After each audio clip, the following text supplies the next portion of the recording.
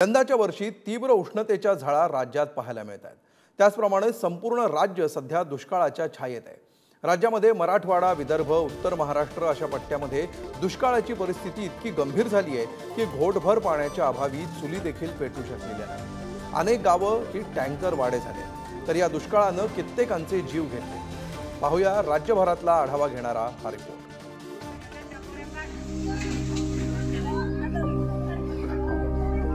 ही दृश्य आहेत हिंगोली आणि अमरावतीच्या मेळघाटातली।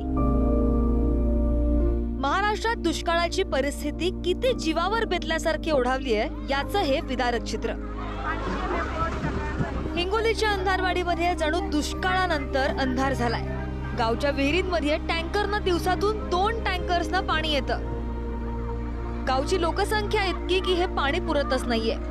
जीवाची पर्वा न करता विहिरीच्या कठड्यावर चढून लहान मुलांपासून म्हातारी माणसं सुद्धा इथं पाणी भरताना दिसतायत। तर दुसरीकडे अमरावतीच्या मेळघाटातल्या खडीमल गावाचं हे वास्तव। इथे सुद्धा घोटभर पाण्यासाठी जीवाचा आटापिटा। गावात टँकरचा आवाज आला की प्रत्येक जण हाताला लागेल ते भांड घेऊन घराबाहेर धावतोय।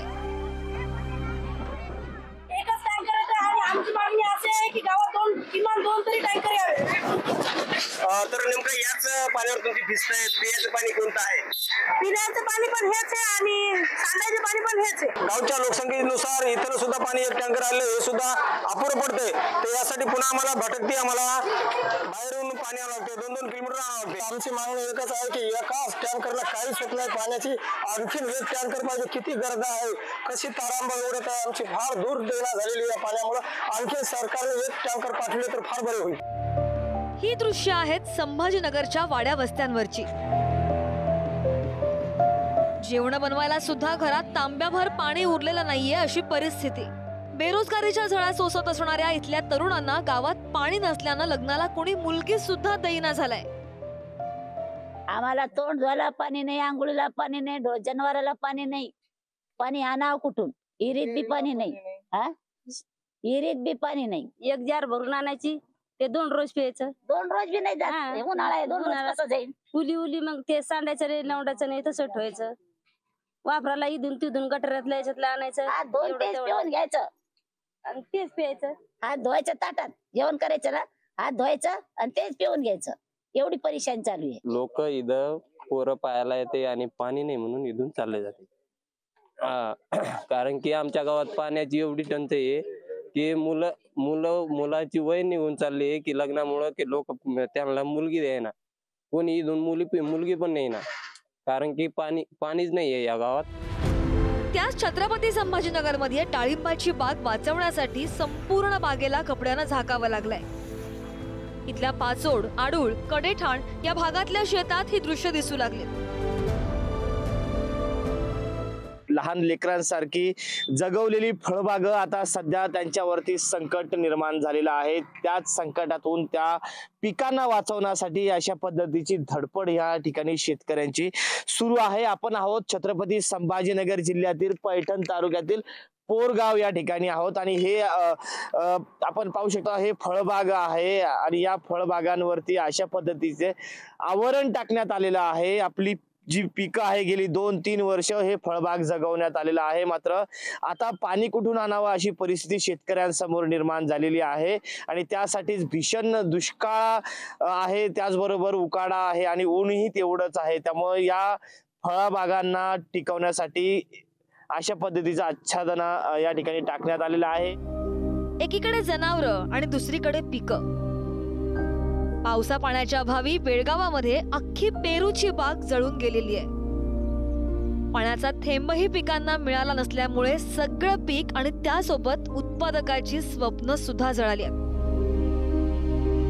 3 एकरांवर लावलेल्या पेरूच्या बागेचं सध्याचं हे असं चित्र आहे आणि यासाठी खर्च केलेले 3 लाख रुपये सुद्धा मातीत गेलेत। जी परिस्थिती विदर्भ आणि मराठवाड्याची झाली आहे तीच काहीशी गत पश्चिम महाराष्ट्रामध्ये सुद्धा दिसतेय। सोलापूर मधल्या विहिरीची सध्याची ही अवस्था। जिल्ह्यातल्या 4 लाख लोकांची तहान केवळ 200 टँकर्सनं भागवली जातीये अशी इथल्या जलस्रोतांची परिस्थिती आहे। आज महाराष्ट्रातल्या कोणकोणत्या भागामध्ये किती पाणीसाठा शिल्लक आहे जाणून घेऊयात। मराठवाडा 9.73%, पश्चिम महाराष्ट्र 18.18%, उत्तर महाराष्ट्र 26.34%, कोकण 37.41%, पूर्व विदर्भ 38.88%, पश्चिम विदर्भ 40.17%, महाराष्ट्र 24.3%। तर आज कोणत्या भागात किती टँकरच्या माध्यमातून पाणी पुरवठा होतोय ते सुद्धा पाहूयात। मराठवाडा गावं 1247, वाड्या 505, टँकर 1828।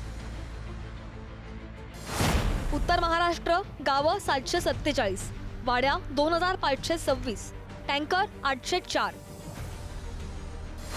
पश्चिम महाराष्ट्र गावं 631, वाड्या 3829, टँकर 755। कोकण गावं 231, वाड्या 763, टँकर 177। विदर्भ गावं 93, वाड्या 0, टँकर 94। महाराष्ट्र गावं 2949, वाड्या 7623, टँकर 3658। दुष्काळाचं हे संकट केवळ माणसांवर ओढावलेलं नाहीये, तर इथला प्रत्येक सजीव त्यात होरपळतोय। पिकं करपून गेलीत, तर जनावरांवर पाण्याअभावी तडफडण्याची वेळ सुद्धा आलीय। हिंगोलीतल्या शेतकऱ्यांनी नाईलाजानं आपलं पशुधन विकण्यासाठी बाजारामध्ये आणलंय। हिरव्या चाऱ्याचा अभाव, वाळलेल्या चाऱ्याचे वाढलेले दर, त्यात जनावरांना जगवण्यासाठी पाणीच नाहीये। अशा परिस्थितीत जीव लावून वाढवलेली गुरं कवडीमोल विकून दुसऱ्यांच्या दावणीला बांधण्याची वेळ शेतकऱ्यांवर आली आहे। पाणीची झळ जाणवत नाही असा एकही विभाग नाहीये। असं का घडलं त्याचं कारण राजकारणात असल्याचं सांगितलं जातंय। महाराष्ट्रात निवडणुकांच्या प्रचारानं वातावरण तापलेलं, या सामान्यांना तापवणाऱ्या, त्यांच्या घशाला कोरड पाडणाऱ्या पाणीकडे राजकारण्यांनी ठुंकूनही पाहिलं नाहीये। आता पावसाळा येईपर्यंत दुष्काळाची होरपळ सहन करावी लागतेय। माणसांना, जनावरांना आणि कष्टानं रुजवलेल्या फळबागांना सुद्धा। आता तरी राजकारणी आणि त्यातही सत्ताधारी दुष्काळ मुक्तीचा कायमस्वरूपी काही मार्ग शोधतील का, की दुष्काळ आवडे सर्वांनाच हे दिवंगत शेतीतज्ञ पी साईनाथ यांचं विधानच सत्य ठरत राहणार? विचार सर्वांनीच करायचा आहे। सचिन जिरे, संतोष भिसे, अनिकेत गायकवाड आणि छगन जाधव सह यामिनी दळवी, पुढारी न्यूज।